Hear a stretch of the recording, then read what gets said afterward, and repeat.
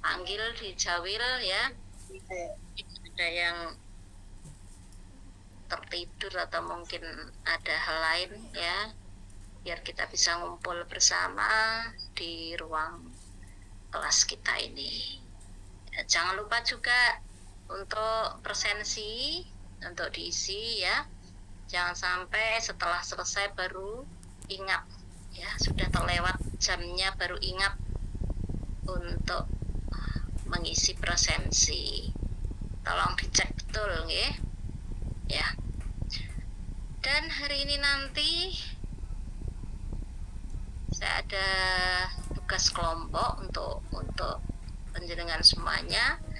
Kalau tidak salah di awal pertemuan, di pertemuan pertama itu sudah dibentuk kelompok oleh Mbak Leni, dan hari ini akan kita gunakan, kita praktekkan untuk menyelesaikan tugas kelompok itu. Langsung saja karena waktu terus berjalan, kita mulai untuk materi pada pertemuan hari ini. Sudah dibuka materinya, sudah dibuka belum? Dibuka tapi tidak mau buka pun gitu ya. Buka tapi lewat terus, itu sebenarnya sudah cukup lama loh. Saya share ke Spada itu sudah lama, kalau tidak salah.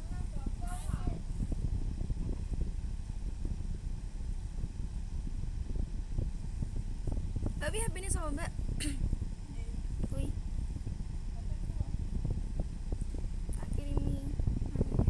Daripada hari ini akan kita bahas,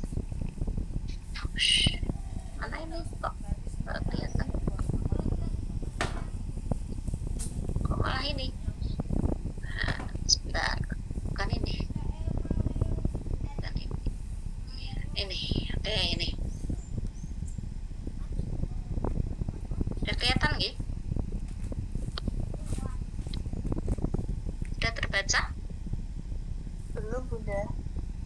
Ini Masih. Coba di layar saya sudah, terbuka ya, sudah ter-share. Sudah belum Bunda. Belum juga. Belum. Coba sebentar, saya buka lagi ini.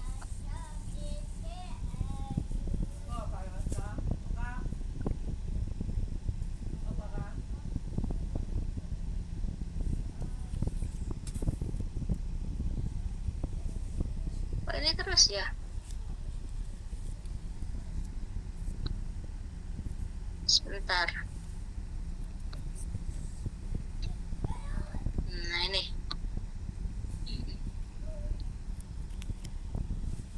Sudah? Nah ini ya hanya seperti itu kok ya. Sebenarnya penyari bahasa sendiri itu sudah, saya yakin ya juga sudah bisa memahaminya ya. Hanya saja mungkin kalau dikaitkan dengan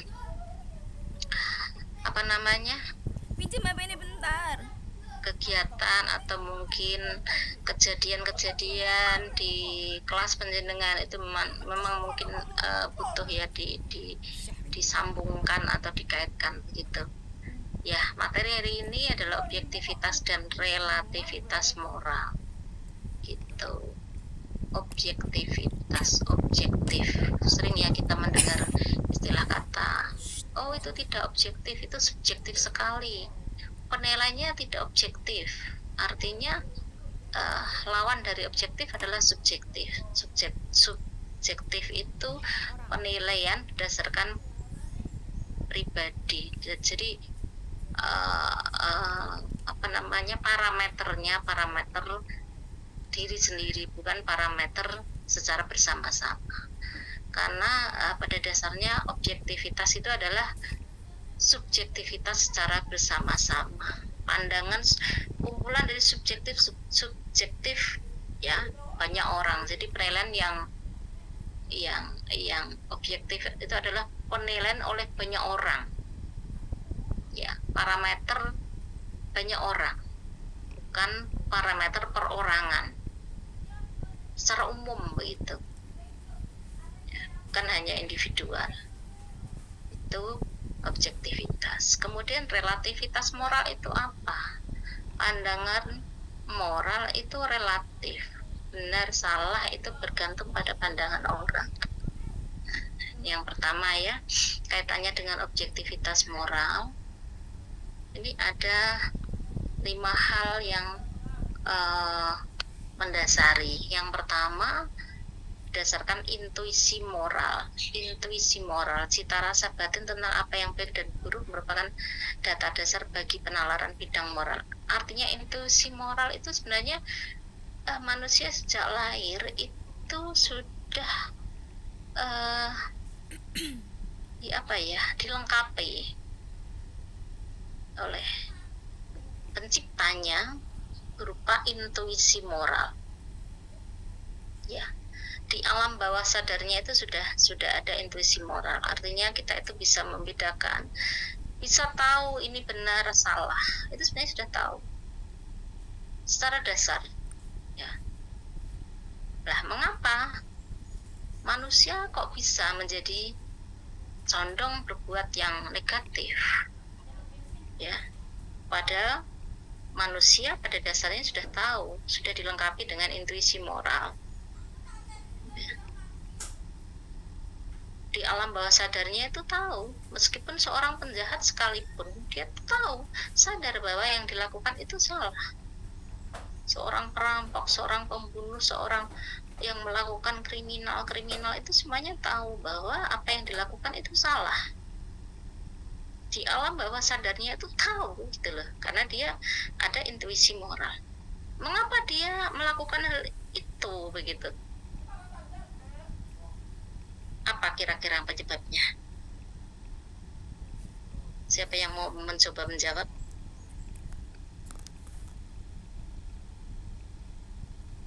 Yuk. Apa tadi soalnya pun? Mengapa? Apakah tidak diajari? Apakah tidak ada pendidikan moral? Tidak ada pendidikan agama atau bagaimana? Mengapa hal itu terjadi? Ya Mbak Leni, mungkin mau mencoba ini, silakan. Ya Bunda, langsung saja ya Bun. Menurut saya itu lebih ke ini Bun, situasi dan kondisi. Saya yakin juga semua orang dari sejak dini juga sudah ada pendampingan keagamaan, istilahnya seperti itu. Jadi mungkin karena kondisinya yang mendesak atau situasi, dan karena tingkat keimanannya yang kurang kuat, jadi bisa cenderung melakukan hal itu. Seperti itu Bunda. Situasi kondisi ya. Iya, Mbak Leni menyoroti dari perspektif situasi dan kondisi.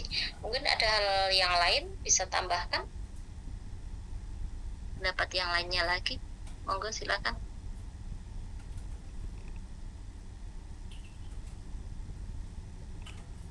Ayo dong. Apa penyebab? Yuk.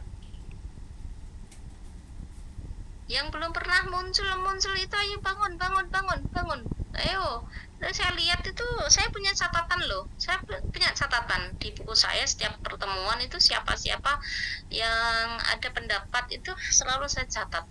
Di situ akan menambah poin penjenengan ya. Jadi di samping penjenengan ada nilai di tugas-tugas itu, juga ada nilai poin-poin dari kegiatan diskusi ini. Ya, Mbak Dwi dia ningsih. Ini selalu ada nih Mbak Dwi nih. Assalamualaikum Bunda. Salam sayang. Nah, menurut saya menambah dari Bunda Leni tadi, sebagian besar orang tua pasti sudah mengajarkan, mengenalkan, menanamkan tentang keagamaan. Meskipun ada juga orang tua yang apatis juga. Mungkin orang tuanya sendiri juga tidak begitu mengenal agama seperti itu. Kemudian itu juga dipengaruhi dengan lingkungan, Bunda. Orang tua sendiri mengajari, mengarahkan, tapi pergaulannya, lingkungan sekitar itu tidak mendukung hal tersebut. Gitu. Jadi anak tersebut bisa terpengaruh dengan hal-hal negatif yang menyebabkan ajaran dari orang tuanya itu ya tidak dilaksanakan seperti itu. Terima kasih, Bunda. Pendidikan agama ya, Mbak Dwi Dia Ningsih menyoroti dari perspektif pendidikan agama. Iya. Jadi kayaknya Mbak Citra mau nombol gitu kok nggak jadi ya, kemana nih? Dulu maju mundur nggak jadi, maju mundur nggak jadi. Kenapa ragu-ragu ya? Ya, nggak jadi. Oh ya, Mbak Purnamasari. Wah, bagus gitu nih ya. Ya, kalau dari saya mungkin beberapa faktor, bisa jadi faktor kebudayaan atau ada budaya-budaya yang sebenarnya itu salah tapi masih tetap dilakukan gitu. Kemudian bisa juga dari pengalaman hidup mereka yang membentuk pandangan moralnya sendiri. Dirasa itu benar padahal itu adalah sesuatu yang salah. Jadi terbentuk dari pengalaman hidup. Bisa juga dari filosofi hidupnya atau filsafat-filsafat tertentu atau teori-teori tertentu yang mempengaruhi pemikiran seseorang. Misalnya ada dari teori tertentu kemudian dipercayai padahal itu sesuatu yang tidak benar. Seperti itu, Bunda. Oke, berarti relativisme moral itu arahnya ya. Jadi baik buruk moral itu tidak sama antara satu dengan yang lain. Oke, terima kasih. Tambah ini Mbak Purnamasari. Ya kayaknya lama banget gak ketemu ini. Ya, terus, Oh, ketemu terus ya. Dalam mimpi ya? masuk terus kok, Bun, nggak pernah nggak. Iya. Oke, silakan. Menurut saya, Bun, ya nggak jauh beda dari Bunda Leni dan ini. Pengaruh dari keluarga itu utamanya paling besar ya, Bun ya. Selain dari keluar ya, karena kebanyakan itu moralnya kurang itu anak-anak itu kebanyakan tuh mencontoh yang ada di dalam. Jadi mereka sebelum mendapat ibaratnya sikap atau moral yang nggak bagus dari luar itu mereka sudah mendapatkan dulu dari dalam. Pertama tuh kurangnya perhatian dari orang tuanya.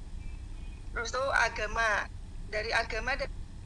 itu kadang orang tuanya itu minim sekali. Jadi untuk mendidik anaknya untuk moralnya anaknya itu kurang sekali. Jadi anak itu karena dari rumahnya tidak mendapat bersosialisasi di luar itu jadi gampang terpengaruh gitu loh, Bun. Oke. Iya. Di rumah, Bun. Oke. Terima kasih. Ada pendapat dari 4 teman-teman kita, dari Mbak Leni, Mbak Dwi, Mbak Purnamasari, dan Mbak Yulia Citra terkait dengan intuisi moral tadi. Ya, semuanya tidak ada yang salah ya, saling melengkapi saja ya. Mungkin mengapa kalau setiap insan manusia sejak lahir itu sudah dilengkapi dengan intuisi moral oleh pencipta ya, Tuhan Yang Maha Esa. Mengapa kok di saat manusia itu tumbuh berkembang kemudian sampai dewasa itu ada yang menjadi penjahat, ada yang melakukan kriminal ya, seperti itu. Apakah mereka tidak sadar, apakah mereka itu tidak tahu bahwa itu salah? Tadi sudah saya sampaikan bahwa sebenarnya seorang penjahat sekali berapapun sebenarnya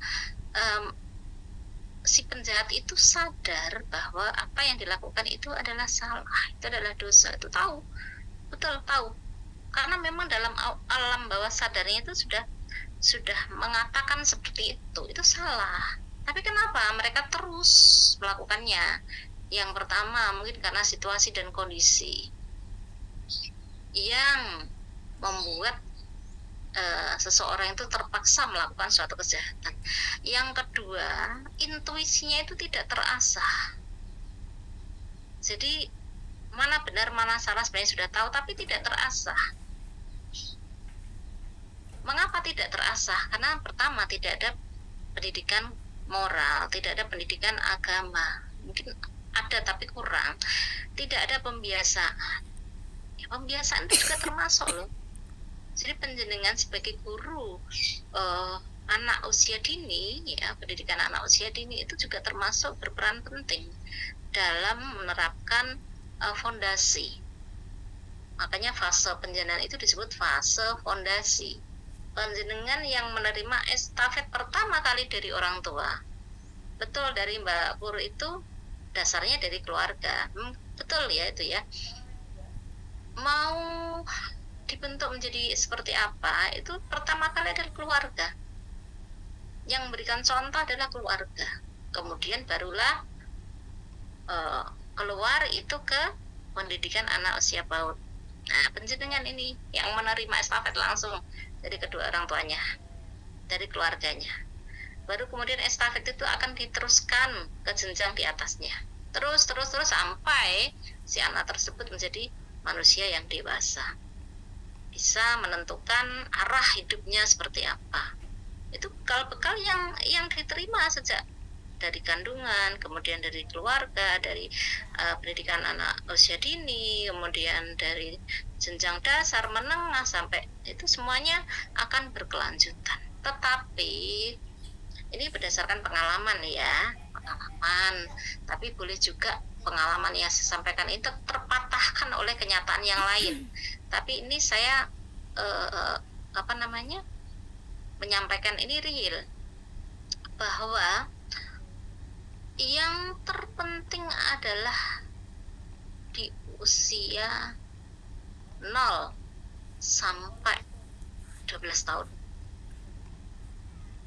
Di situ fondasi yang paling penting. Keluarga, kemudian di pendidikan PAUD, kemudian di jenjang dasar. Nah, dari 0 sampai 12 tahun itu juga ada persentasenya yang paling berpengaruh itu di jenjang keluarga dan usia dini. Nah, mengapa demikian? Siapa yang sudah punya anak usia dewasa? Ada tidak? Di antara panjenengan ada tidak? Mbak Pur? Tidak ada. Usia tertinggi satu SMP. Satu SMP. Satu SMP. Ya. SMA. Satu SMA. Oke. Satu SMA. Tolong di panjenengan boleh membantah apa yang saya sampaikan jika itu memang tidak benar. Tolong jenengan telaah lagi kira-kira benar apa tidak apa yang saya sampaikan.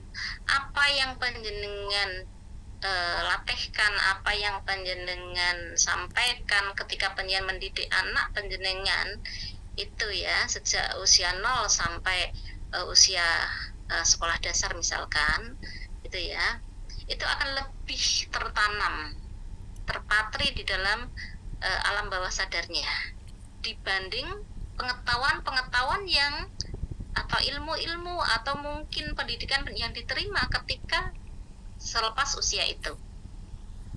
Contohnya gini, putrane Pupur itu sudah SMA. Tuh. Apa yang dia lakukan sekarang ini di usia mungkin 15-16 tahun ya, itu cerminan dari pendidikan di anak usia dini dan juga usia dasar. Iya tidak? Gimana? Jadi ketika didikan yang berikan kepada anak-anak tersebut itu akan lebih berhasil di usia itu. Kebiasaan yang dilakukan anak usia 16 tahun, 17 tahun itu mestinya adalah kebiasaan yang dilakukan, yang dididik oleh orang tua maupun gurunya ya, terutama orang tua ya, itu di usia 0 sampai 12 tahun. di usia 16 sampai ke atas itu ya tambah, tapi hanya sedikit. Kebiasaan tidurnya, kebiasaan makannya, ya kan, kebiasaan ibadahnya, itu semuanya. Ya. Nah, ini juga sebagai bahan pertimbangan ketika nanti panjenengan memilih menantu, misalkan memilih menantu, entah itu anak panjenengan laki-laki atau perempuan. Ini sebagai bahan masukan untuk putra-putri panjenengan. Kan kadang-kadang orang kalau sedang jatuh cinta itu kan dibutakan ya oleh segala hal, karena memang sudah menjadi apa ya, kayaknya istilah gitu, sulit sekali ngandani apa ya, mituturi wong sing lagi kak apa kasmaran, nandang asmoro. Sedang jatuh cinta itu sulit sekali diberitahu begitu ya. Itu benar adanya. Misalkan begini, punya calon suami atau mungkin punya pacar misalkan ya, itu sementara ini mungkin kalau misalnya Islam nih, dia nggak sholat, dia nggak rajin sholat, dia sholatnya bolong-bolong misalkan ya, nggak apa-apa, nanti kalau sudah jadi suami aku nanti akan menjadi imam yang baik, dia akan rajin gini, menunjukkan mungkin sebulan, 2 bulan, 3 bulan itu akan rajin. Tetapi nanti jangan harap kalau nanti sudah berumah tangga akan seperti itu. Ya ada yang bisa berubah, ada, tapi itu sedikit sekali persenannya. Sama seperti tabiat, karakternya mungkin kurang bagus misalkan ya, egois dan sebagainya, pelit dan sebagainya misalkan. Itu kadang-kadang anak kita yang sedang jatuh cinta itu kadang-kadang punya keyakinan nanti kalau sama saya nanti akan menjadi baik. Itu nonsen. Karena apa? Karakter yang sudah tertanam di perilaku seseorang itu sudah dewasa itu berubahnya hanya sedikit. Itu ya, misalkan yang beragama non-Islam misalnya ada yang Kristen, oh itu kurang apa namanya, ibadahnya kurang rajin misalkan. Oh nanti kalau sudah menikah dengan saya nanti akan rajin, itu juga belum tentu. Jadi ketika memilih seseorang, pilihlah yang bagus sekalian begitu, maksud saya seperti itu. Sehingga apik sisan. Kalau ada pilihan yang bagus saja ada, kenapa harus membentuk dari yang kurang bagus? Begitu. Meskipun itu juga nanti dikembalikan lagi sudah jodoh pun, sudah tertulis di Lauhul Mahfuz misalkan. Ya itu kan kalau sudah terakhir seperti itu ya. Tapi kalau di depan sebelum ada pastian seperti itu kan kita wajib berusaha. Ya. Memang yang baik akan mendapatkan yang baik, yang kurang baik jodohnya yang kurang baik kan seperti itu. Itu maksudnya seperti itu. Sama seperti ketika kita kerja di lingkungan kerjaan kita itu kan banyak sekali karakter manusia ya. Ada yang memang dasarnya itu rajin, ada yang dasarnya itu mungkin sembrono, ada yang dasarnya itu mungkin tidak konsen seperti itu. Itu juga tidak lepas dari hasil didikan ketika orang tersebut masih anak-anak gitu. Kalau saya bisa menyimpulkan 0 sampai 12 tahun gitu. Kalau sudah di atas itu ya bisa. Tidak ada yang tidak bisa berubah. Ada, hanya memang agak sulit gitu. Tambah ilmu nih yo iso. Nyatanya panjenengan kuliah juga tambah kan pengetahuannya, tetapi tambahnya juga tidak sepesat ketika kita masih usia anak-anak. Ya kan? Waktu masih anak-anak itu menerima ilmu gampang sekali, mudah sekali nyantol, ya kan? Tapi kalau sudah usia dewasa seperti ini bisa, tetapi dengan perjuangan yang sangat keras. Harus dilatih terus-menerus, tidak bosan, Tidak bisa hanya mengandalkan mau pisan langsung mudeng. Enggak. Kecuali kalau yang punya IQ yang di atas rata-rata. Ya. Kalau anak-anak kita dulu, ya, ada loh yang tipenya itu memang hanya mendengarkan sekali langsung bisa. Ya. Diulang gurunya sedilo itu loh, sebentar di sekolah itu langsung bisa. Tidak belajar di rumah bisa. Itu ada tipe yang seperti itu, tapi dia kan masih anak-anak. Yang daya rekamnya itu masih kuat gitu, karena memang belum banyak yang masuk ke memorinya gitu. Tapi kalau kita, memori kita itu sudah melebar kemana-mana, sudah penuh sesak di sini ya kan, sel-selan, apa ini objektivitas moral, desel ke dalam sini mau cari tempat kadang-kadang sulit sekali mau masuknya ya kan. Nah itu memang harus kita akui seperti itu, tetapi bukan berarti tidak bisa. Bisanya memang harus diulang-ulang. Jadi kalau penjenengan model belajarnya masih disamakan ketika penjenengan masih SMA SMP itu memang sudah tidak sesuai gitu loh. Kalau kita memang harusnya itu banyak sharing, banyak diskusi, kemudian banyak mengait-ngaitkan antara teori dengan kenyataan. Ya, untung saja penjenengan itu sudah bekerja sebagai guru, artinya teori-teori yang penjenengan terima ketika penjenengan kuliah di kelas RPL itu sudah bukan hal yang baru, jadi langsung bisa dikaitkan dengan pengalaman mengajar penjenengan gitu. Kemudian ada lagi memang tipe-tipe orang yang sudah berhati batu ya, artinya meskipun dia tahu, dia sadar itu bahwa salah, tapi kemudian didukung dengan situasi dan kondisi, juga dengan adanya karakter seseorang, alah porah luweh gitu. Nah, akhirnya dia terus saja melakukan suatu kesalahan. Namun meskipun demikian, sejahat apapun seseorang, ya, dia tetap ada sisi baiknya.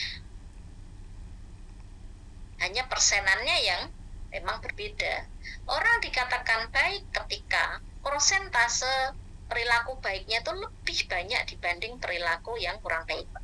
Nah, orang dikatakan tidak baik atau jahat itu manakala persentase perilaku jahatnya lebih mendominasi. Bukan berarti dia tidak punya sisi baik, tetap ada ya. Orang sebaik apapun tetap ada sisi negatifnya. Tuh, tidak ada yang sempurna gitu, okay? Hanya saja harapan kami yang persentase baik itu sampai akhir hayat mudah-mudahan tetap istiqomah, semakin banyak baiknya. Kemudian yang persentase buruknya lebih banyak, mudah-mudahan di akhir hayatnya itu terbalik menjadi lebih banyak yang baiknya gitu. Ora apa-apa neraka kan ora nek sing nggoni ra apa-apa gitu nggih. Harapan kita kan seperti itu. Kan ada yang berkelakar seperti ini. Nanti kalau tidak ada orang jahat, nerakanya tidak ada yang nempati gitu kan. Itu memang jok-jok yang kadang-kadang lucu tapi tidak lucu juga gitu. Kalau menurut saya rene senggoni rapopo gitu. Ya itu ya. Kemudian ini yang kedua, masih di objektivitas moral. Manusia mempunyai sifat tadi sudah. Kemudian teori moral dapat berubah atau sangat menguasai intuisi ketika ini tadi yang disampaikan oleh Mbak Leni, dihadapkan pada situasi dan kondisi. Mudeng, tahu ini salah, tapi fenomena alamnya mengharuskan saya harus melakukan suatu hal yang buruk, misalnya terjepit, kepepet, tidak bisa makan misalkan. Ini kan fenomena moral ya, antara urusan perut dengan urusan moral gitu. Kadang-kadang orang disudutkan pada situasi yang demikian. Apakah masih ada? Ya ada lah, di dunia tetap masih ada. Segala hal bentuk fenomena itu tetap masih ada, sampai sekarang tetap masih ada, meskipun di zaman yang serba modern seperti ini tetap masih ada seperti itu. Jangan dikira semua orang itu berkecukupan terkait dengan pangan sandang ya, masih ada di belahan dunia lain itu yang masih berjuang dalam mengatasi urusan pangan dan sandang itu. Kemudian mampu bersikap empatis dan peduli sosial tadi, yang istilahnya dablek atau keras kepala atau berhati batu gitu ya. Itu yang terkait dengan objektivitas moral. Kemudian yang berikutnya ya.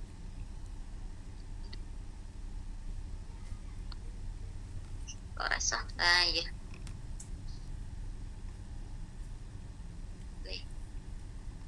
Rasa interaksi dengan nalar dalam masalah moral.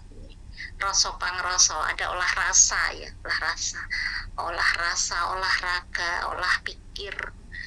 Rasa dengan pikir itu beda enggak toh? Beda enggak? Beda. Kalau rasa itu tempatnya di mana? Perasaan. Hati, Bunda. Di hati. Kalau pikir di mana? Otak, hati. Kalau perempuan biasanya mengedepankan ini apa? Ini Perasaan, Bun. Perasaan di sini ya. Ya. Di sini. Oh, perasaan di sini ya. Nah, kalau di sini pikir. Tetapi itu kan perempuan ya. Tetapi kalau perempuan yang berpendidikan itu mestinya dua-duanya harus jalan. Tidak boleh kita hanya menggunakan rasa saja, tapi nalar pikir kita juga harus kita gunakan. Artinya semuanya itu bisa dinalar. Itu orang mau pakai perasaanku wis tak garap mau kok urung ya, perasaanku aku wis presensi tapi kok belum ya, perasaan terus yang dipakai. Harus menggunakan nalar juga ya, pikir kita ya, logika kita memang harus jalan gitu. Kemudian ada itu memang kalau moral itu lebih ke mana?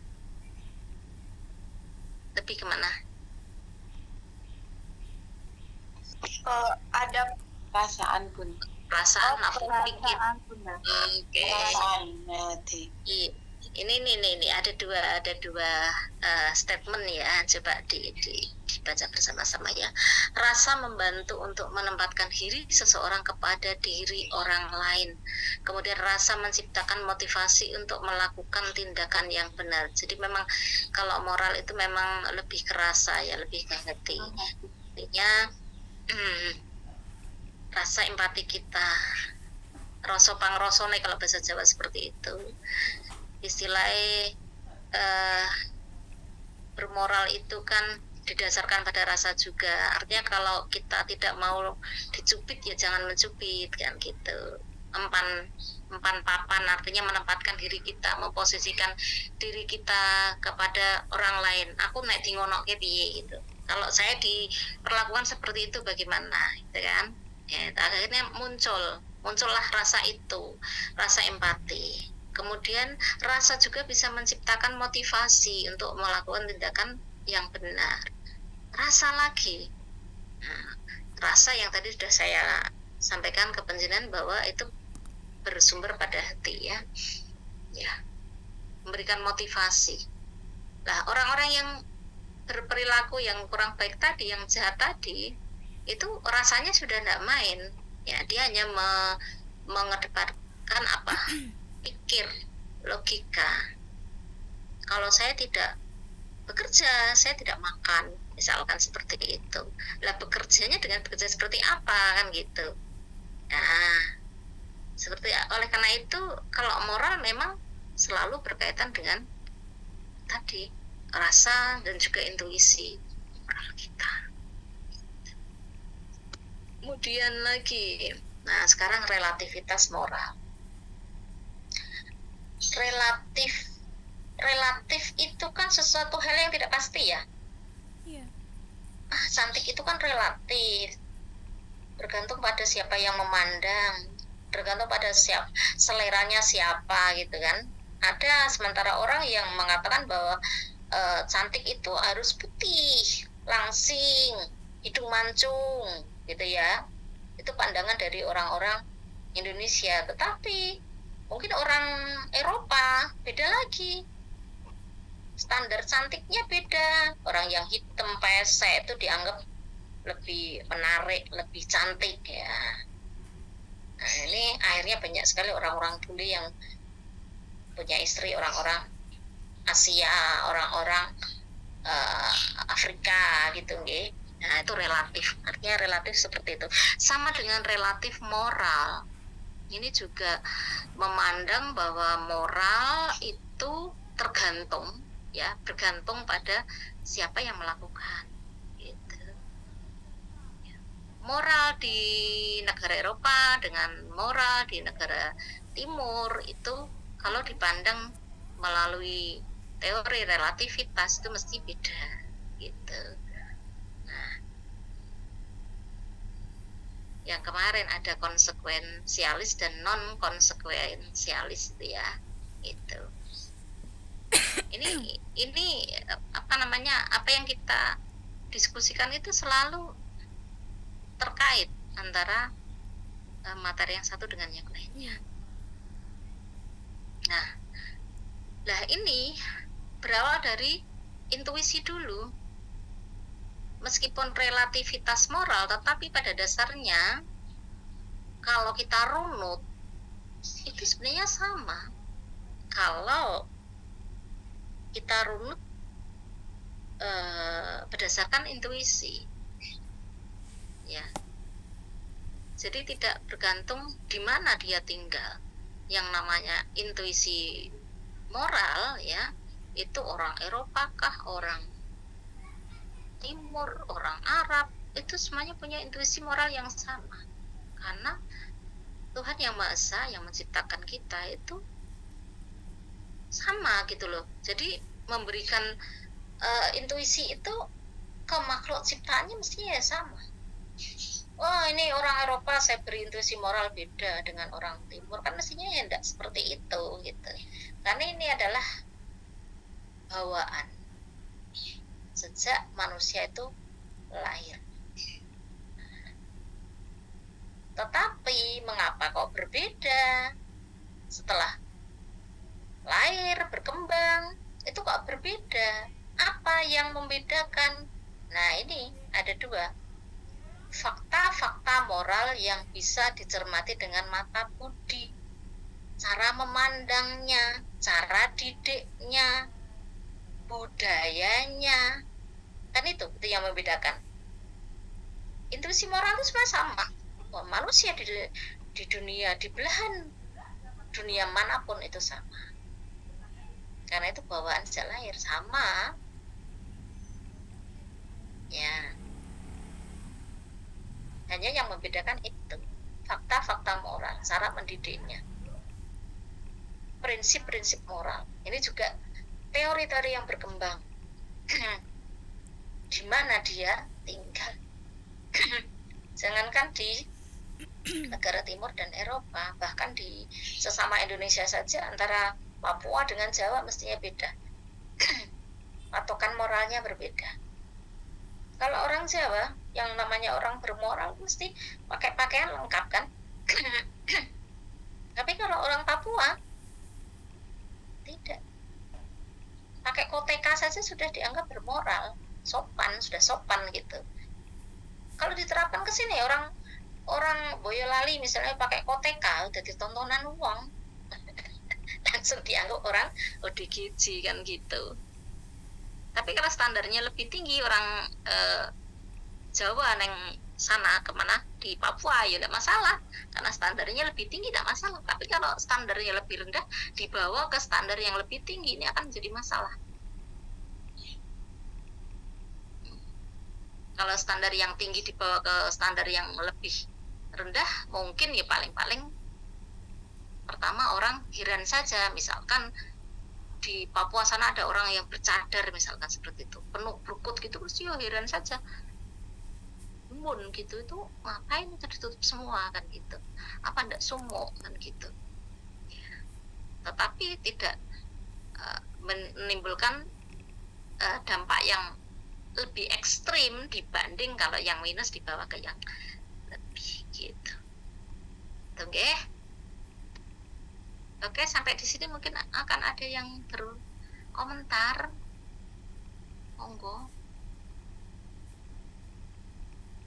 Ini antara slide satu dengan yang lain itu hampir-hampir mirip kok. Ini yang konsep moral sama juga konsep moral di bawah sejak lahir itu sama intuisi tadi.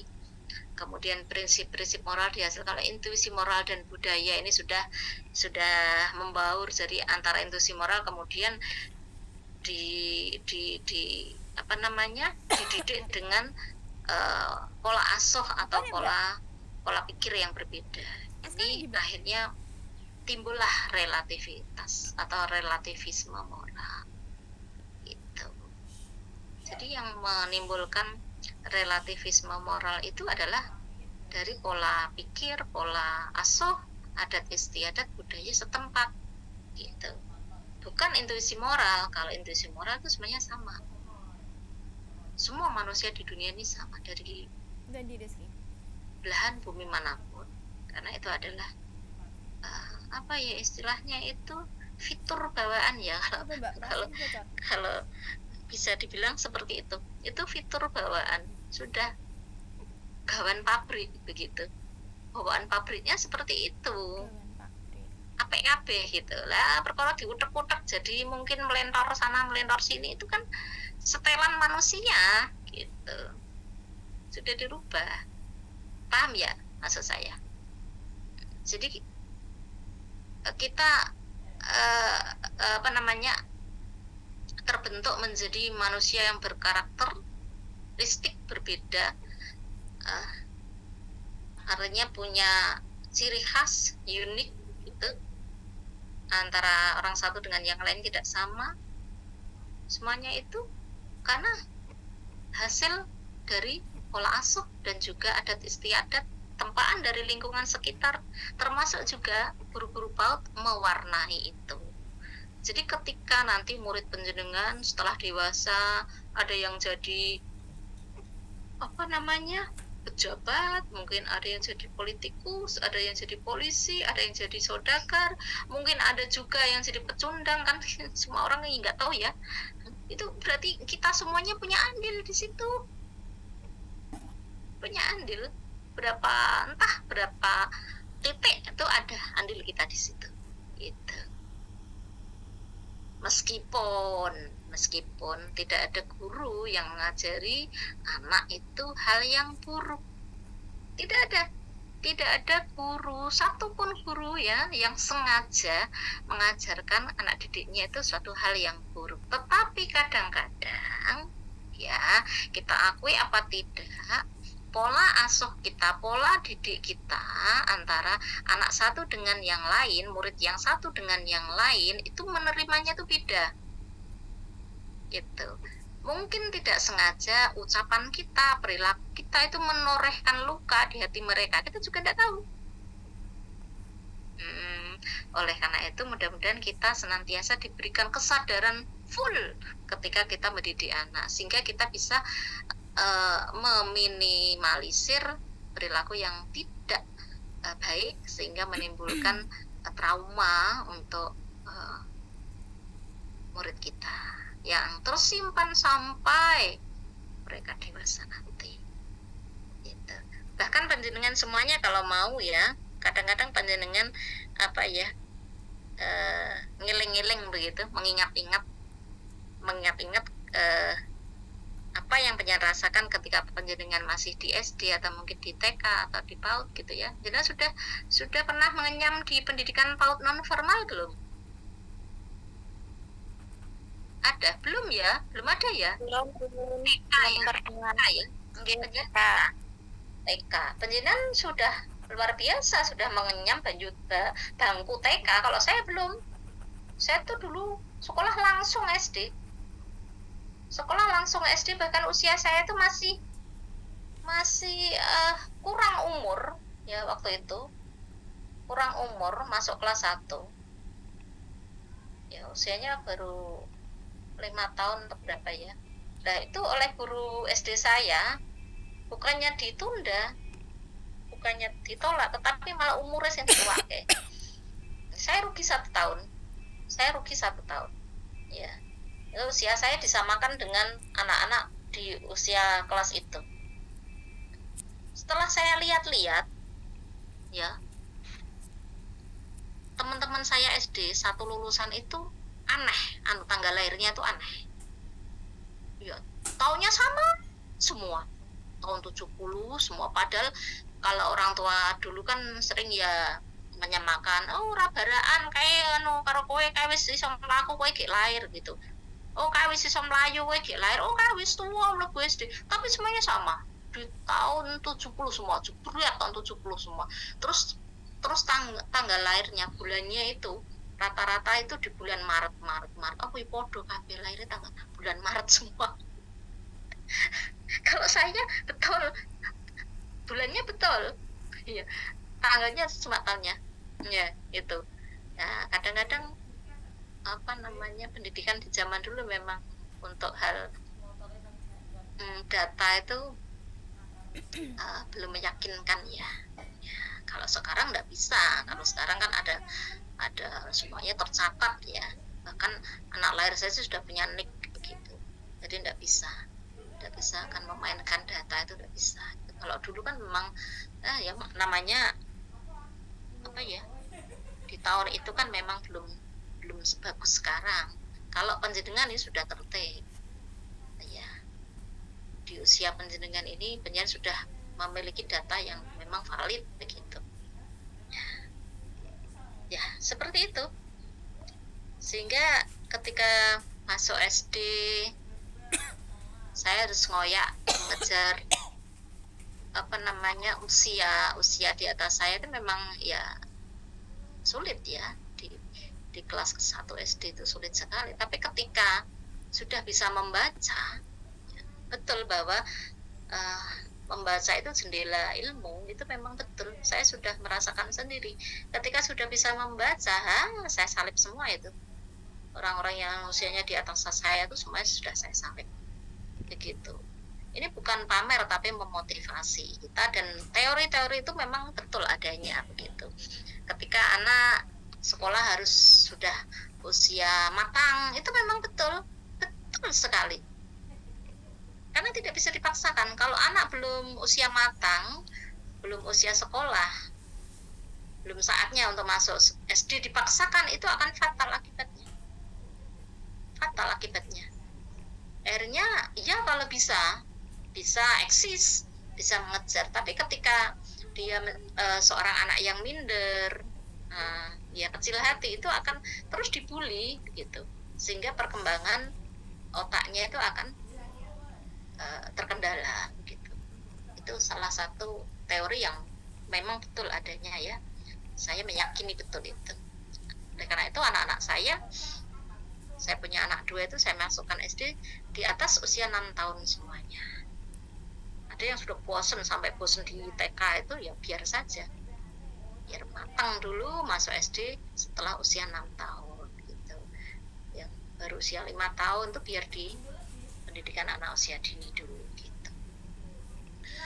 Itu kecuali kalau anak yang punya IQ di atas rata-rata, itu bisa kelas akselerasi, itu beda ya kan, termasuk anak berkebutuhan khusus ya. Anak berkebutuhan khusus itu jangan diasumsikan bahwa kurang ya. Anak yang punya kelebihan pun itu juga termasuk anak berkebutuhan khusus, harus diberikan pendidikan pembelajaran yang sesuai dengan kebutuhannya. Kalau kebutuhan, meskipun anaknya itu baru usia 6 tahun, tapi dia sudah butuh pendidikan atau pembelajaran di usia di kelas 5, ya biar ada akselerasi. Meskipun sekarang sudah tidak ada lagi ya, tidak ada lagi seperti itu. Nah, itu ya. Oke, kita lanjutkan sedikit lagi untuk ini. Keseimbangan reflektif ini jangan baca sendiri, kemudian simpulan juga pengen baca sendiri, kemudian yang terakhir ada tugas kelompok. Ada berapa kelompok Mbak Leni? Ada 6 kelompok Bunda. 6 ya. Yes. Pas Asli Ada 6 kelompok. sudah saya siapkan 6 soal, itu masing-masing satu kelompok mengerjakan satu. Ya. Sesuai nomor nggih, Bun? Sesuai nomor urut kelompok nggih? Oke, sesuai nomor urut. Jadi kelompok 1 mengerjakan nomor 1, kelompok 2 mengerjakan nomor 2, kelompok 3 dan seterusnya sampai kelompok 6 mengerjakan nomor 6. Tolong nanti penjualan kelompoknya secara virtual saja, secara daring saja. Kemudian ya, hasil dari kerja kelompok panjenengan itu panjenengan upload di tugas kelompok di Spada. Jadi misalkan kelompok 1 ada anggotanya 5, ya 5 itu upload semuanya, yang hasilnya sama gitu. Itu nggih? Paham nggih? Paham? Oke. Itu Mbak Rasih kenapa? Mbak Rasih? Halo Mbak Rasih, ada dada-dada kenapa? Resen? Enggak. Itu pun bentuk filenya berarti nama kelompok atau nama sendiri-sendiri? Nama kelompok dong. Kelompok, oke. Ya, jadi kelompok 1 mengerjakan nomor 1, nanti itu dikerjakan kemudian nama kelompoknya siapa. Tetapi meskipun seperti itu ditulis semuanya nama kelompok, tapi nguploadnya sendiri-sendiri. Kemudian siapkan juga untuk hari Minggu yang akan datang, setiap kelompok menyiapkan untuk presentasi. Presentasinya kalau bisa dibagi penjelasannya, jadi tidak hanya satu orang. Misalkan anggotanya 5 itu semuanya 5-5-nya bisa menyampaikan, nyambung begitu. Nomor A menyampaikan sampai di mana, kemudian disambung sampai semuanya ada kesempatan untuk menyampaikan. Gitu nggih? Siap nggih? Siap. Tidak ada kendala. Nanti kalau ada hal-hal yang sekiranya perlu ditanyakan bisa lewat Mbak Leni, nanti biar ditanyakan ke saya. Itu nggih, sukses untuk penyiaran semuanya. Selamat untuk mengerjakan tugas kelompok, mudah-mudahan sukses semuanya gitu. Jadi untuk minggu depan siap untuk presentasi. Materi tetap ada, nanti materinya kita share saja, saya share, penyiaran pelajari sendiri, dan khusus untuk minggu depan kita gunakan untuk presentasi gitu. Itu ya. Oke. Saya rasa cukup, waktunya juga sudah habis. Tolong untuk tidak lupa presentasinya di tutul. Jangan sampai lupa. Gitu nggih semuanya. Mudah-mudahan sehat-sehat dan minggu depan kita bisa bertemu dengan warna yang baru, karena untuk minggu depan nanti penjenengan yang banyak ngomong, saya yang akan mendengarkan gitu, dan juga kelompok lain untuk menanggapi. Jadi ketika kelompok 1 presentasi, kelompok yang lain untuk menyimak gitu, berikan pertanyaan atau tanggapan gitu nggih semuanya. Sukses, terima kasih. Selamat sore. Assalamualaikum warahmatullahi wabarakatuh. Waalaikumsalam warahmatullahi wabarakatuh. Terima kasih Bunda ilmunya. Sami-sami sehat semua. Saya foto dulu.